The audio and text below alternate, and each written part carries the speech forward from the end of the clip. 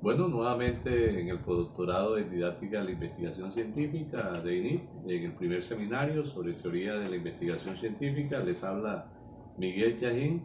Ya estamos en el cierre de este primer seminario, en la cuarta unidad, que tiene que ver, digamos, con el proceso de investigación relacionado con la docencia y la sociedad. En este caso, pues estamos viendo como la segunda parte, pero realmente es como enfatizar, dejar como muy claro lo que se presentó en el primer video sobre las dificultades en el proceso de formación. Y más que todo ahora quiero ver como los aspectos que tienen que ver con la evaluación. O sea, que la evaluación, a mí no me gusta mucho el concepto de evaluación, yo prefiero el concepto de valoración. Ya tiene una connotación como más positiva que el de evaluación, y mucho menos el de calificación. Bueno, ¿qué pasa con los pregrados? Una de las primeras dificultades es que se investiga sobre lo que no se sabe. Eh, y realmente la investigación es sobre lo que se sabe, sobre lo que no se sabe. Ahora, que se sabe tanto o algo o lo suficiente sobre algo, sobre un tema específico que se logra, y ahí la importancia de la metodología de la investigación, porque la metodología de la investigación, digamos, gira alrededor del problema de la investigación, el planteamiento, más conocido como planteamiento del problema, que tiene unos ciertos elementos, pero no vamos a hablar de eso. O sea, se logra identificar un vacío de conocimiento y sobre la base de ese vacío de conocimiento se estructura una investigación. De eso se trata, ¿verdad? Cualquier proceso de investigación científica. Pero ¿qué pasa en el pregrado? Que los estudiantes, y menos si las asignaturas están por allá en los primeros semestres, yo no estoy de acuerdo con esa asignatura en los primeros semestres, a menos que, como me pasó pues en la formación como sociólogo, tuvimos prácticamente investigación desde el primer semestre hasta el último semestre, lo que hizo que nos formáramos prácticamente como investigadores. Bueno, eso no es suficiente porque estaríamos contradiciéndonos, que enseñar metodología de la investigación y epistemología sea suficiente para formar investigadores, pero tuvimos más cercano, ¿verdad?, en todo ese ejercicio a tener como elementos de contenido sobre todo lo que tiene que ver con la investigación, aún con algunas asignaturas que muchas veces no se pueden desarrollar dentro de un programa de investigación, como el caso de la estadística, la probabilidad. Bien, si se investiga sobre lo que no se sabe, cuando el estudiante quiere estructurar la propuesta, resulta que es vaga, o sea, se encuentra con que el objeto de conocimiento no se le sale de las manos porque realmente apenas se está identificando una serie de variables y una serie incluso de bibliografía previa que le dice que por ahí no es la cosa. O sea, y uno mismo, pues, en las primeras valoraciones de esa investigación, percibe que el estudiante está tratando de tomar el tema sin conocimientos previos. Bueno, no es que yo sea constructivista, podría acercarme al constructivismo, pero uno aprende sobre la base de lo que ya sabe, ¿no? O sea, hay un conocimiento previo a todo proceso de acercamiento a la realidad. Si el estudiante va a plantearse un tema y resulta que ese tema le surge porque se le ocurrió, o porque creyó que era importante, o porque era relevante socialmente, pero no hizo una revisión bibliográfica, y no es que la revisión bibliográfica sea una cuestión de tipo mecánica, ¿no? Porque así es que muchas veces sucede. No, es que realmente se empape no solamente del tema, desde el problema económico, político, cultural, físico, químico, de acuerdo a la disciplina, ¿verdad? Que sea. Es la respuesta teórica que se le esté dando a ese problema de investigación en los antecedentes que ha podido revisar. Entonces, esa primera falla es que investigamos sobre lo que no sabemos. Ya, obviamente, eso no puede generar este conocimiento. Otro elemento, y estoy hablando de los pregrados, de esa valoración del trabajo de investigación en los pregrados, es la falta de coherencia metodológica del proyecto. Uno pudiera incluso centrarse en un aspecto o en dos aspectos. A ver, ¿qué relación hay entre el objetivo general de la investigación y la formulación del problema? A veces encuentra uno que la pregunta problema va por un lado y el objetivo general va por el otro. Es decir, no aseguraría el objetivo de la investigación buscar darle respuesta a la pregunta de investigación. Ya ahí hay una falla enorme, ¿verdad?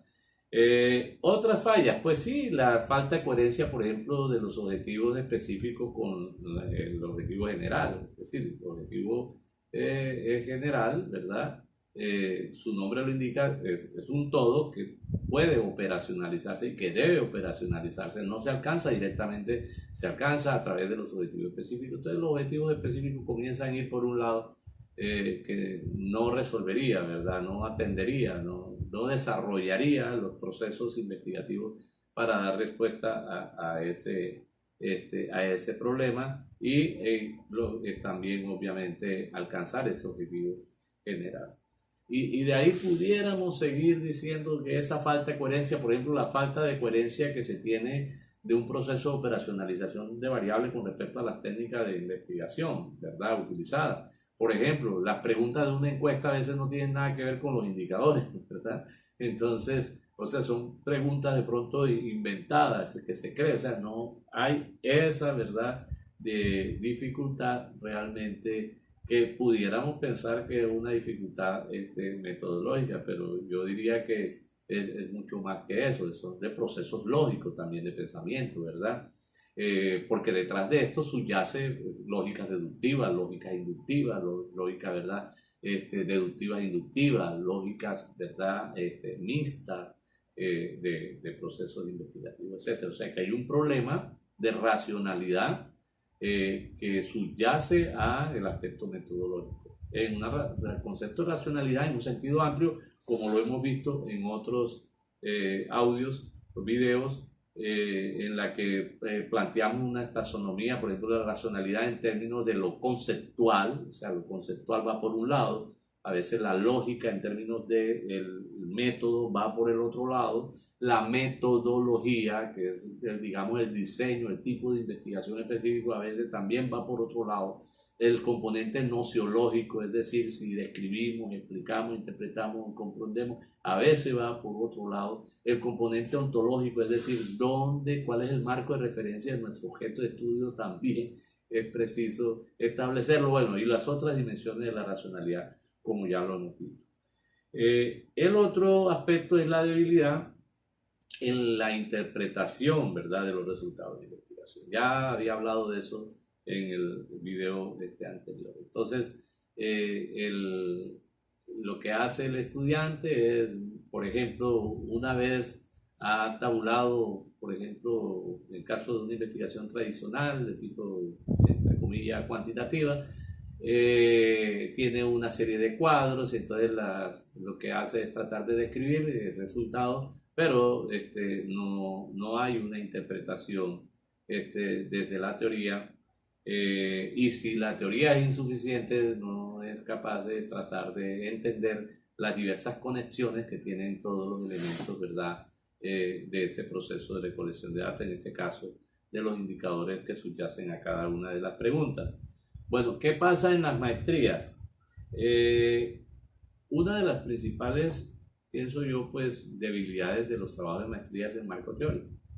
Ya, o sea, se hace mucho énfasis, digamos, en el objeto en términos de investigación, en términos, por ejemplo, de la identificación del problema real, o sea, del problema de la realidad y del impacto que generaría resolver o atender ese problema. Se hace énfasis en el proceso metodológico de la investigación. Yo diría que los trabajos de maestrías, entre comillas, son perfectos metodológicamente hablando. O sea, son muy buenos, bien estructurados metodológicamente hablando, pero pobres teóricamente. O sea, hay muy poco sustento, ¿verdad? Teórico. Y uno lo ve no solamente con relación a la teoría alrededor del sistema de investigación, sino a la disciplina en el cual se enmarca el proceso, ¿verdad?, de investigación. Es decir, nosotros desarrollamos investigación en un marco de disciplinas, o de inter o de transdisciplina. Entonces, ¿dónde están esos saberes que el estudiante ha adquirido, ¿verdad?, sobre la disciplina y que se reflejan en el proceso investigativo? Muchas veces la investigación va por un lado y no tiene nada que ver con la disciplina. Por eso pudiera suceder que alguien diga que el núcleo, ¿verdad?, fundante de la ciencia no está allí, o sea, que la investigación realmente no corresponde al marco disciplinario. Eso puede ocurrir, y de hecho ocurre en muchos trabajos en el momento de sustentar la investigación científica. Es como decir, bueno, pero es que este trabajo no es propiamente una tesis de la administración, es una tesis, por ejemplo, desde la contaduría, o no es una tesis desde la administración, no es una tesis desde la educación o una tesis desde la sociología, y es precisamente por esa debilidad teórica. ¿Qué pasa en los doctorados? Ya, bueno, algunas de las cosas que pasan en los doctorados. Yo diría que gran parte del problema es la debilidad en la identidad epistemológica. Yo le he llamado así, incluso es el nombre de un módulo en un postdoctorado que el año pasado estuve desarrollando en UNES, Universidad España Durango en México, en un postdoctorado en en sistematización de la teoría educativa. Entonces el módulo se llamaba identidad epistemológica, algo así. ¿Ya? La identidad epistemológica es, digamos, el enfoque, el marco científico que el investigador se apropia. Porque es que, a ver, es posible que yo no quepa en ningún marco, o que ningún marco me sirva, pero entonces yo digo, bueno, está bien. O sea, yo voy a verlo voy a construir ese marco. O sea, voy a atreverme a pensar epistemológicamente y voy a fundamentar. Y es lo mío y lo defiendo. Que otros no estén de acuerdo con lo que uno esté planteando. Pues, ¿quién ha dicho que en la ciencia hay consenso? O que en la ciencia hay verdad. Ya hemos hablado de eso. O sea, no tenemos por qué estar de acuerdo todos. ¿Ya? Pero sí que defender el pensamiento científico que uno tiene, que subyace al proceso de investigación, no importa de qué esté hablando. O sea, no importa el objeto de investigación. Todo objeto de investigación le subyace un planteamiento epistemológico. O sea, si no es así, si el investigador no es consciente de eso, su investigación es débil en términos teóricos, ¿verdad? O sea, ¿por qué? Porque es que en el fundamento epistemológico es donde está, digamos, la esencia o la racionalidad, por plantearlo así, ¿ya?, del proceso de investigación científica. Bueno, desconocer eso es terminar haciendo un trabajo, ¿verdad?, de carpintería, le llamaría yo, metodológica, un trabajo de tipo técnico, o sea, un ejercicio de tipo metodológico, sin fundamento filosófico esencial en términos de la disciplina en la que se está investigando. Resultado, lo voy a decir con esta palabra: tesis sin tesis. ¿Ya? Tesis sin tesis. Es decir, poca producción teórica. Encuentra uno cantidades de tesis donde uno busca, o sea, tesis porque así es el nombre que se le ha dado al trabajo, ¿verdad?, de grado dentro doctorado y uno encuentra si hay tesis y no encuentra la tesis. Así de sencillo. ¿Ya? Y de llegar a encontrar una tesis, entonces no está fundamentada, no está debidamente fundamentada. ¿Ya? Y eso, pues, es el resultado, digamos, de esto que hablamos en este primer video sobre los problemas de fondo en cuanto al pensamiento crítico y pensamiento científico. Voy a terminar, a cerrar con una breve reflexión. O sea, el problema es hasta sociológico. Y un referente para entenderlo es Orlando Falborda, un científico, un sociólogo colombiano. Estoy en Barranquilla, es barranquillero, ¿ya? Nació aquí en Barranquilla. Y pues hizo sus contribuciones no solamente en la sociología en Colombia, sino también desde marcos epistemológicos. Él fue muy reconocido en el mundo como uno de los pilares de la investigación-acción participativa. Él plantea en un libro, habla de ciencia propia y colonialismo intelectual. O sea, gran parte de nuestro problema es que no sentimos, hay un problema de identidad. O sea, detrás del problema de identidad científica hay un problema de identidad cultural, ¿ya? Que no nos hemos sentido capaces de crear ciencia. Siempre hemos estado pensando que la ciencia nos viene de afuera y nos viene, ¿verdad? Él habla de eurocentrismo, nos viene de Europa o nos viene de Estados Unidos, ya ahora nos vendrá de China y de otros lugares. Y nosotros somos todavía, tenemos ese complejo. Él habla del complejo del dejado, pero mucho más allá del complejo del dejado, ya no le hemos dado la dignidad a nuestras etnias, a nuestra condición pluriétnica, pluricultural, triétnica, ¿ya? Indígena, negra, blanca, y a ese gran cruce, a ese cóctel que nosotros tenemos genéticamente, ¿verdad? De recoger gran parte de las, físicamente, biológicamente, pero también culturalmente, muchas raíces, tanto de Oriente como Occidente, y construir sobre la base precisamente de esa integración pensamiento propio. No hemos sido capaces. Ahora, ¿estoy diciendo que no hay desarrollo de pensamiento propio? Claro que sí hay. América Latina, ¿verdad? Incluso se ha hablado de la epistemología del sur, ¿verdad? La investigación-acción participativa de gran parte en el mundo tiene asiento aquí. O sea, no es que no podamos, es que hay que dar ese grito de la independencia y asumir esa mayoría de edad kantiana y comenzar a pensar desde nosotros mismos. Ya no estoy diciendo que tengamos que excluir o subestimar la producción científica generada en otros lugares, porque una vez yo recuerdo a Guillermo Hoyo, un filósofo colombiano, que decía, pero yo estudié en Alemania, decía, pero es que yo no concibo algo así. Perdone si estoy malinterpretando lo que dijo el maestro Guillermo Hoyo en una conferencia, no sé en dónde estaba yo, creo que en Bogotá, y decía, yo no concibo algo así como una ciencia alemana o una ciencia francesa o una ciencia, o sea, no, o sea, la ciencia es la ciencia, ya, es una construcción, ¿verdad? Sí, es cultural y la cultura tiene sus marcos geográficos y todo lo demás, pero es el pensamiento científico, ¿verdad? Sin importar si es de un lugar o el otro.